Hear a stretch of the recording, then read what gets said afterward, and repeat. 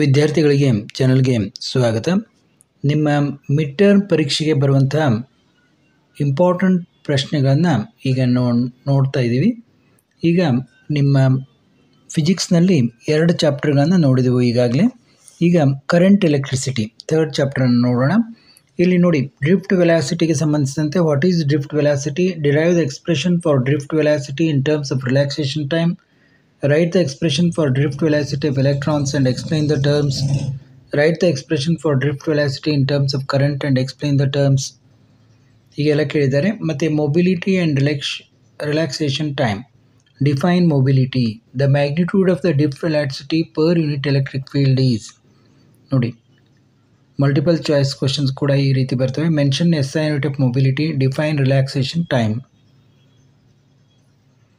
ಇನ್ನು name the SI unit of current density, state and explain Ohm's law. ನೋಡಿ, ಎಷ್ಟೊಂದು ಸಾರಿ ಕೇಳಿದ್ದಾರೆ. Mention the limitations of Ohm's law. ನೋಡಿ, ಇವೆಲ್ಲ ತುಂಬ ಇಂಪಾರ್ಟೆಂಟ್ ಅಂತ ಪ್ರಶ್ನೆಗಳು, ನಿಮಗೆ ಗೊತ್ತಿದ್ದೇ ಇರಲೇಬೇಕು. ಇಲ್ಲಾಂದರೆ ಪರೀಕ್ಷೆಯಲ್ಲಿ ನಿಮಗೆ ಅಂಕಗಳು ಹೋಗೋ ಚಾನ್ಸು ಇರ್ತದೆ. What is ಓಮಿಕ್ device, give an example. ನೋಡಿ, ಎಲ್ಲ ತುಂಬ ಇಂಪಾರ್ಟೆಂಟ್ ಆಗಿರುವಂಥ ಪ್ರಶ್ನೆಗಳು.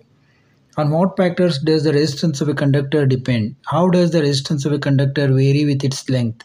Define electrical resistivity of material of a conductor. Derive the expression for electrical conductivity of a material in terms of relaxation time. ನೋಡಿ, ಎಷ್ಟೊಂದು ಬಾರಿ ಕೇಳಿದ್ದಾರೆ. Derive the relation.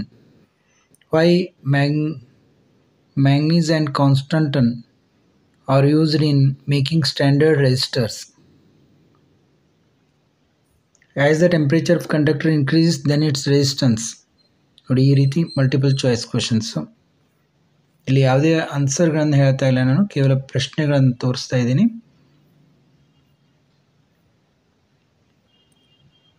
ಮತ್ತು represent graphically the variation of resistivity of copper nichrome with absolute temperature.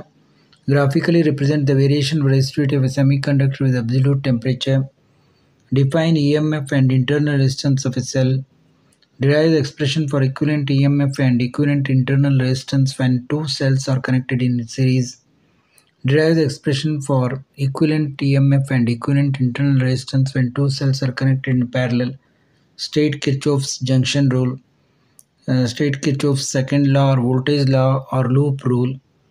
ನೋಡಿ, obtain the expression for balance condition of Wheatstone's network. ನೋಡಿ, ಎಷ್ಟೊಂದು ಬಾರಿ ಕೇಳಿದ್ದಾರೆ. What is the condition for the balance state of Wheatstone's network? Draw Wheatstone's bridge circuit and write the condition for its balance. ನೋಡಿ, ಇನ್ನು ಪ್ರಾಬ್ಲಮ್ಸ್ಗಳಿವೆ, ಸುಮಾರು ಪ್ರಾಬ್ಲಮ್ಸ್ಗಳನ್ನು ಕೇಳಿದ್ದಾರೆ. ಯಾವ ರೀತಿ ಬಂದಿವೆ ಅಂತ ನೋಡ್ತಾ ಹೋಗಿ.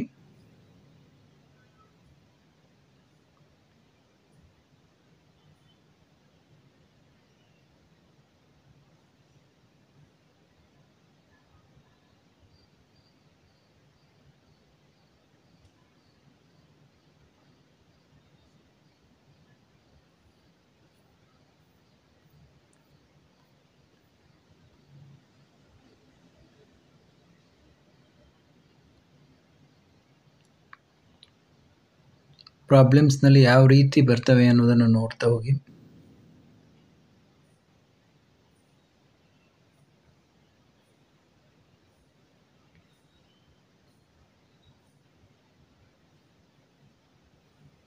ಈಗ ಮತ್ತೆ ಮುಂದಿನ ಪಾಠದೊಂದಿಗೆ ಭೇಟಿಯಾಗೋಣ.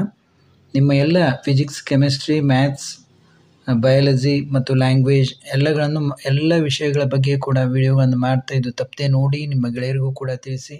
ಮತ್ತೆ ಭೇಟಿಯಾಗೋಣ.